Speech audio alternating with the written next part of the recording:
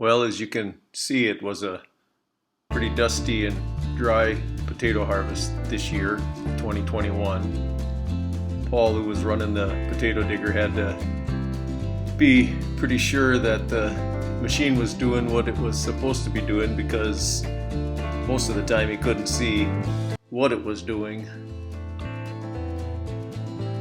You'll see here a couple of new things that were added to the farm this year. They tried growing some yellow potatoes to see how that would go.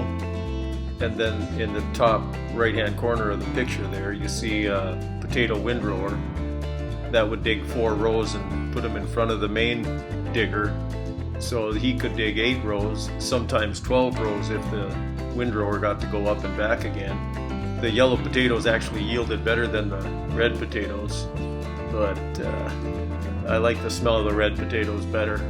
Haven't tasted a yellow one yet, so the verdict is still out on that. You see here how careful the truck driver and the digger operator has to be, because you see that boom is down inside the truck.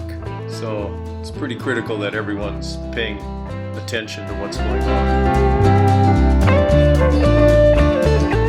What can I say? They needed someone to run the window.